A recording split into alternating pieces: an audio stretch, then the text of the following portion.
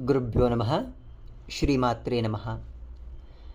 ಅಖಿಲಾಂಡಕೋಟಿ ಬ್ರಹ್ಮಾಂಡ ನಾಯಕಿ ಶ್ರೀ ಲಲಿತಾ ಮಹಾತ್ರಿಪುರ ಸುಂದರಿ ಎಲ್ಲ ರೂಪಗಳಲ್ಲಿ ವಿದ್ಯಮಾನಳಾಗಿ ಆ ಸಂದರ್ಭಕ್ಕೆ ತಕ್ಕಂತೆ ಅಥವಾ ಲೋಕ ಕಲ್ಯಾಣಾರ್ಥವಾಗಿ ಯಾವ ರೂಪ ಬೇಕು ಅಥವಾ ಯಾವ ಶಕ್ತಿಯ ಆವಿರ್ಭಾವ ಬೇಕಾಗಿರುತ್ತೆ ಆ ಮೂಲಕ ತನ್ನ ಅವತಾರಗಳನ್ನು ತೋರ್ತಾ ಬಂದಿದ್ದಾಳೆ.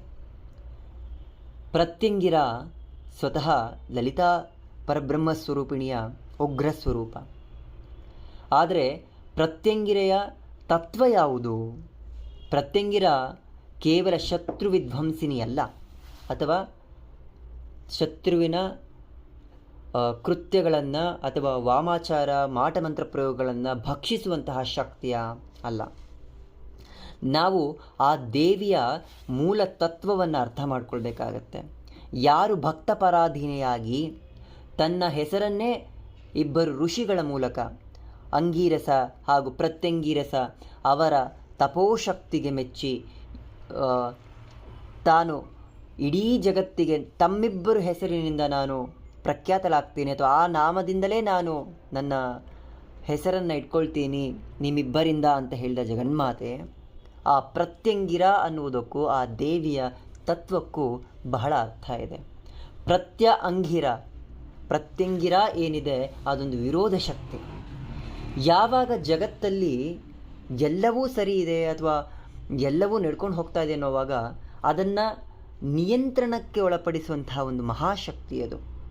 ತನ್ನೆಡೆಗೆ ಬರುವ ಯಾವುದೇ ಎನರ್ಜಿಯನ್ನು ನಿಯಂತ್ರಿಸುವುದಕ್ಕೆ, ಅದು ಮಂತ್ರಶಕ್ತಿಯಾಗಲಿ ಅಥವಾ ಅಸ್ತ್ರಗಳಾಗಲಿ ಶಸ್ತ್ರಗಳಾಗಲಿ, ಪ್ರಕೃತಿಯಲ್ಲೊಂದು ಸಮತೋಲನ ಬೇಕಾಗತ್ತೆ. ಆ ಸಮತೋಲನವನ್ನು ಸೃಷ್ಟಿ ಮಾಡುವಂಥವಳು ಮಹಾಪ್ರತ್ಯಂಗಿರ.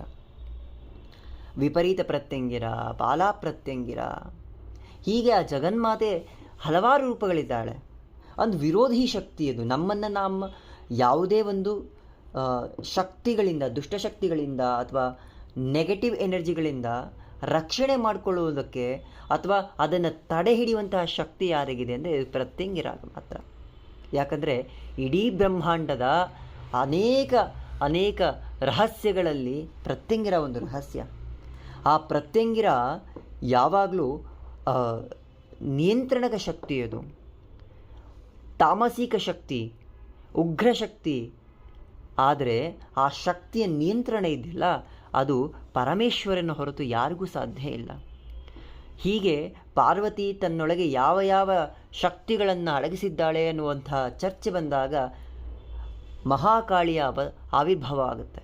ಆ ಮಹಾಕಾಳಿಯನ್ನು ಮೀರಿದ ಯಾವುದಾದ್ರು ಒಂದು ಶಕ್ತಿ ಇದೆಯಾ ಅಂತ ತಾಯಿ ಪ್ರಶ್ನೆ ಮಾಡಿದಾಗ, ನಿನ್ನೊಳಗೊಂದು ಮಹಾಶಕ್ತಿ ಇದೆ, ಅದು ಜಗತ್ತಿನ ಸಕಲ ಜನರ ಅಥವಾ ಜೀವರಾಶಿಗಳ ಶ್ವಾಸವನ್ನು ಕೂಡ ತನ್ನ ಹಿಡಿತಕ್ಕೆ ತಗೊಳ್ಳೋ ಶಕ್ತಿ ಇದೆ, ಆ ಶಕ್ತಿ ಪ್ರತ್ಯಂಗಿರ ಅಂತ ಹೇಳಿ ಪರಮೇಶ್ವರ ಹೇಳ್ತಾನೆ.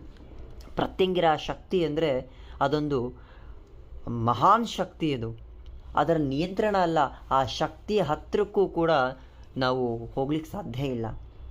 ಯಾವಾಗ ನಾವು ಪ್ರತ್ಯಂಗಿರ ದೇವಿಯನ್ನು ಒಂದು ಶಕ್ತಿಯಾಗಿ ನೋಡ್ತೀವೋ ಆ ಶಕ್ತಿ ನಮ್ಮನ್ನು ರಕ್ಷಣೆಗೆ ನಿಂತ್ಕೊಳ್ಳುತ್ತೆ. ಶರಣಾಗತರಾಗಿ ಯಾರೇ ಆ ಶಕ್ತಿಗೆ ಹೋಗಿ ನಿಂತ್ಕೊಂಡ್ರೂ ಕೂಡ ಆ ಜಗನ್ಮಾತೆ ತನ್ನ ಮಕ್ಕಳನ್ನು ಹೇಗೆ ರಕ್ಷಣೆ ಮಾಡಿಕೊಳ್ಬೇಕು ಹಾಗೆ ರಕ್ಷಣೆ ಮಾಡಿಕೊಳ್ತಾಳೆ. ಯಾವ ರೀತಿ ಕಾಪಾಡಿಕೊಳ್ಳೋಕೆ ಸಾಧ್ಯ ಇದೆ ಅಥವಾ ಮುಂದೆ ಯಾವ ಸಮಸ್ಯೆಗಳು ಅವರಿಗೆ ಬರಬಹುದು ಆ ಸಮಸ್ಯೆಗಳನ್ನೇ ಇಲ್ಲದಂತೆ ಮಾಡೋ ಶಕ್ತಿ ಪ್ರತ್ಯಂಗಿರ ದೇವಿಗಿದೆ. ಪ್ರತ್ಯಂಗಿರ ಹೆಸರಲ್ಲಿ ಸಾಕಷ್ಟು ವ್ಯಾಪಾರೀಕರಣ, ಹೋಮ ಅದು ಇದು ಮಾಡ್ತಾ ಇರ್ಬೋದು.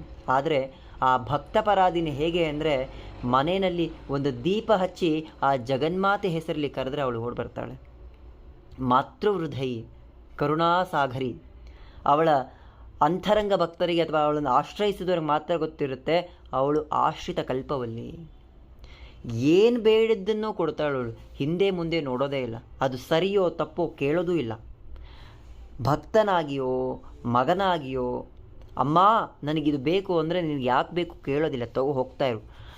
ಅದರಿಂದ ತೊಂದರೆ ಆಯಿತಾ ಮತ್ತೆಲ್ಲಿ ಅವಳೇ ಬರ್ತಾಳೆ ಕಾಪಾಡಲಿಕ್ಕೆ. ಯಾಕಂದರೆ ಆ ಶಕ್ತಿ ಅಥವಾ ಆ ಜಗನ್ಮಾತೆ ಕೊಟ್ಟು ನಿಂತ್ಕೊಳ್ಳೋದಿಲ್ಲ. ಆ ಮೂಲಕ ಏನು ಸಮಸ್ಯೆ ಬರುತ್ತೆ ಆ ಸಮಸ್ಯೆ ನಿವಾರಣೆಗೆ ನಿಂತ್ಕೊಳ್ತಾಳೆ. ಇಲ್ಲ ಅಂದರೆ ಆ ಸಮಸ್ಯೆಯನ್ನೇ ನಾಶ ಮಾಡಿಬಿಡ್ತಾಳೆ. ಭಕ್ತರ ಮೇಲೆ ಆ ಮಟ್ಟದ ಮೋಹ ಆ ಜಗನ್ಮಾತೆಗೆ. ಹಾಗಾಗಿಯೇ ಸಾಕಷ್ಟು ಋಷಿಮುನಿಗಳು ಪ್ರತ್ಯಂಗಿರಾ ದೇವಿಯನ್ನು ಲೌಕಿಕ ಜಗತ್ತಿನಿಂದ ಬಚ್ಚಿಡ್ತಾ ಬಂದರು. ಎಲ್ಲಿ ಆ ತಾಯಿಯನ್ನು ದುರುಪಯೋಗ ಮಾಡ್ಕೊಳ್ತಾರೆ ಅಂತ.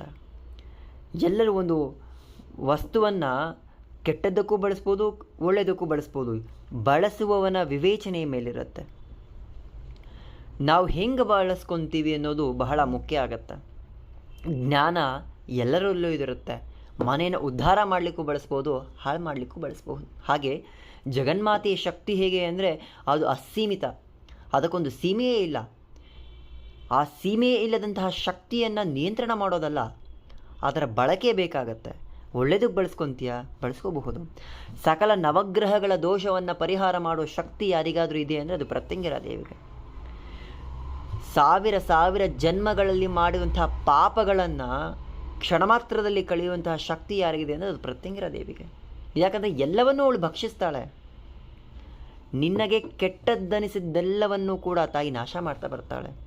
ಅವಳಿಗೆ ಬೇಕಾದದ್ದು ತನ್ನ ಭಕ್ತರ ಸಂಪೂರ್ಣ ನಂಬಿಕೆ, ಶರಣಾಗತಿ. ಆ ಜಗನ್ಮಾತೆಯನ್ನು ಯಾರು ಆಶ್ರಯಿಸಿರ್ತಾರಲ್ಲ, ಅವಳ ಮಾತೃಹೃದಯ ಅವಳಿಗೆ ಅರಿವಾಗಿರುತ್ತೆ. ಹೇಗೆ ಅವಳು ಪ್ರೊಟೆಕ್ಟ್ ಮಾಡ್ತಾಳೆ ನಮ್ಮನ್ನು ಅಂತ. ಪ್ರತ್ಯಂಗಿರಾ ಉಪಾಸಕರಿಗೆ ಅಥವಾ ಪ್ರತ್ಯಂಗಿರಾ ದೇವಿಯ ಮನೆಯಲ್ಲಿ ಪೂಜೆ ಮಾಡುವವರಿಗೆ ಶತ್ರುಗಳ ಭಯ ಇರೋದಿಲ್ಲ. ಎಲ್ಲ ಶತ್ರುಗಳನ್ನು ನಾಶ ಮಾಡಿರ್ತಾಳೆ. ಅಥವಾ ಆ ಶತ್ರುವಿನ ಬುದ್ಧಿಯಲ್ಲಿ ಇವರನ್ನ ಕೆಟ್ಟದ್ದು ಮಾಡಬೇಕು ಅನ್ನೋ ವಿಚಾರವೂ ಕೂಡ ಬರೋದಿಲ್ಲ. ಹಾಗೆ ಮಾಡಿರ್ತಾಳೆ ಆ ತಾಯಿ. ಹಾಗಾಗಿ ಜಗನ್ಮಾತೆಯನ್ನು ಒಂದು ಶಕ್ತಿಯಾಗಿ ನೋಡೋದಿಲ್ಲ, ಅವಳ ಗ್ರಹಿಕೆ ಬಹಳ ಮುಖ್ಯ ಆಗುತ್ತೆ. ಆ ತಾಯಿಯನ್ನು ನೋಡುವ ರೀತಿ ಬದಲಾಗಬೇಕಾಗತ್ತೆ. ಆ ಬದಲಾದಾಗ ಮಾತ್ರ ಆ ತಾಯಿ ಏನನ್ನ ಕೊಡಬಲ್ಲಳು ಅನ್ನೋದನ್ನು ನಾವು ತಿಳ್ಕೊಳ್ಬಹುದು. ಶ್ರೀಮಾತ್ರೇ ನಮಃ.